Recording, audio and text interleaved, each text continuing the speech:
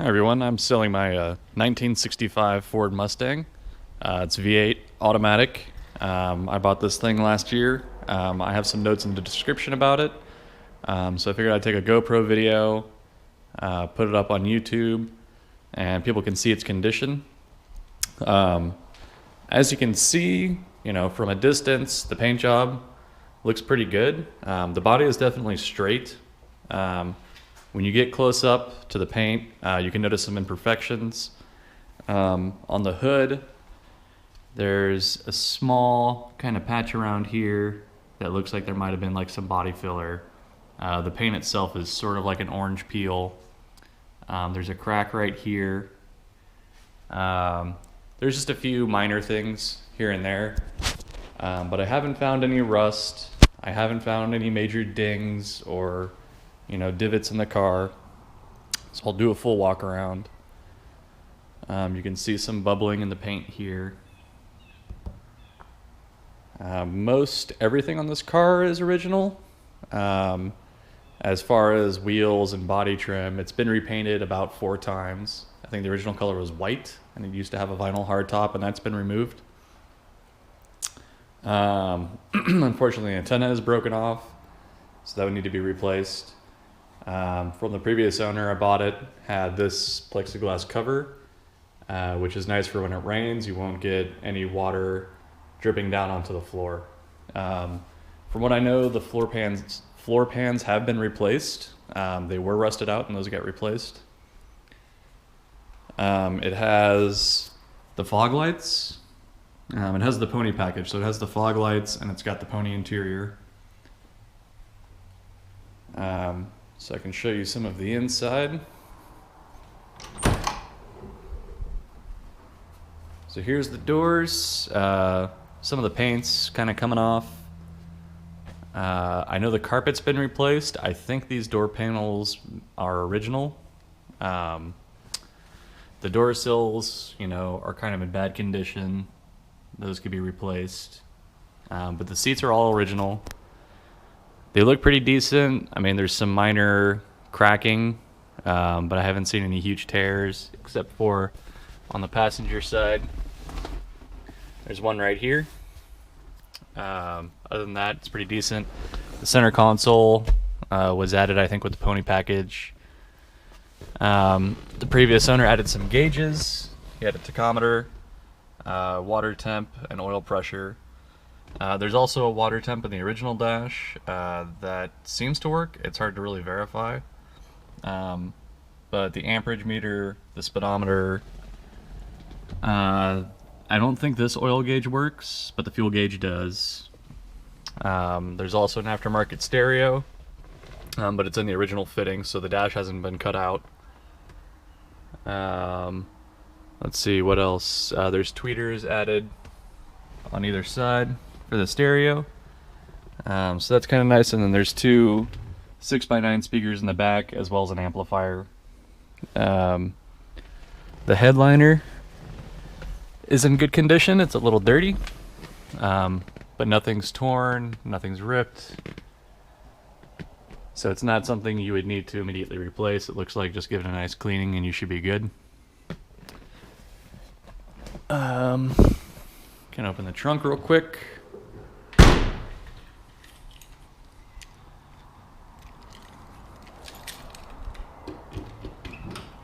So in the trunk, I replaced the gas tank as well as the fuel sender. So that's an all new module. The original carpeting has been taken out. I don't have that. I do have a car cover for the car that usually sits back here. It's got the spare tire. That's the amplifier. I changed out the rear taillights for LED taillights, so they're brighter, and they also have sequential turn signals, so it'll light up from right to left as you're doing the turn signal. I can turn that on later and show you. Some of the weather stripping is pretty bad. Like in this rear window here, the weather stripping is not great. There's kind of a gap in here. I do have replacement weather stripping for this right here on both sides. I just haven't installed it.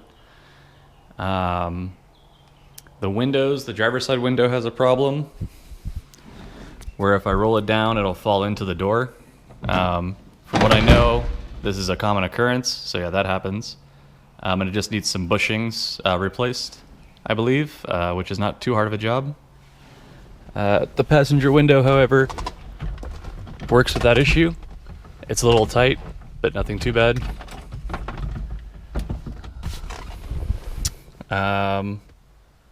Yeah, so let me start this up. I haven't started it in about, I think, 2 weeks. So it'll be interesting to kind of show you, after sitting for 2 weeks, how well it starts. So I'll close the door, I'll pull the choke. Give it a few pumps. Let's turn it over.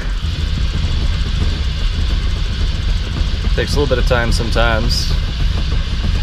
It's been sitting.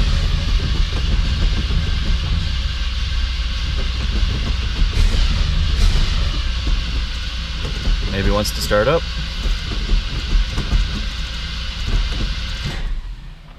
All right. Maybe it's a little warm, don't have to use the choke. Give it some pumps.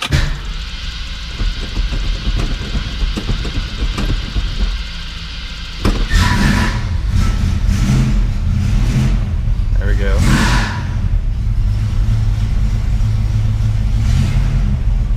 So it does start up. If it's been sitting for a while, it's a little tough. From experience, once I turn it off, if it sits for a day, it's pretty easy to start back up again. We'll go outside the car.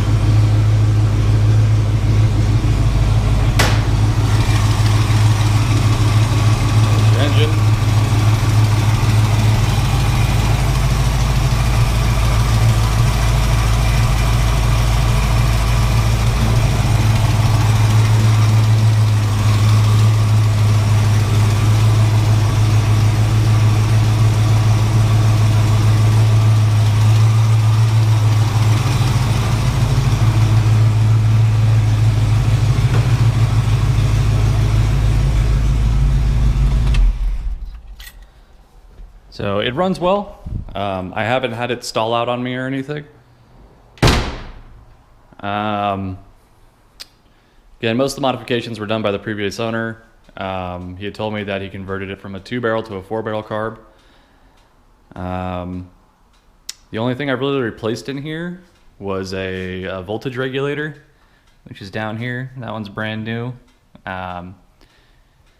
There's a small voltage bleed. I'm not sure where it's coming from, but if it sits for long enough, the battery will make it a little tough to crank over. So typically after I store it, like if I'm about to drive it, I'll put it on the charger for a couple hours and then it's fine. There's a small coolant leak. Again, it's been sitting for 2 weeks. That's about how much coolant has leaked out. It's a very tiny amount, but it's still topped off. From what I've found, there's a tiny fitting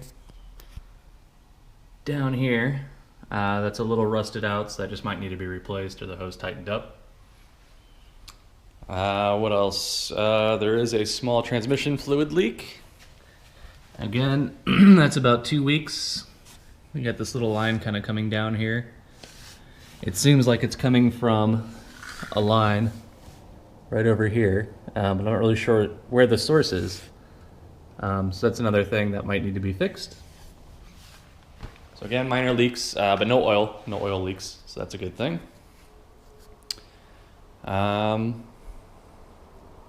Yeah, that seems to be about it.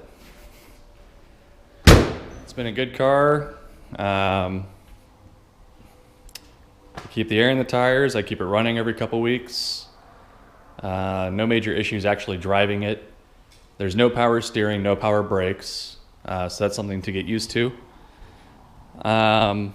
Additionally, I am selling separate kits for power steering and power brakes. I have the power brake kits from SSBC, which includes the booster and the front disc brakes. And then Borgeson, I have the power steering. And then also I have these Original 1965 plates that have been repainted. And from what I understand, in Texas, you can register these and put them on. So you can have classic plates on this that are from 1965. So that's it. This is my car. Thank you for looking on Craigslist. You can contact me via text or email. The contact info is on the page. Thanks.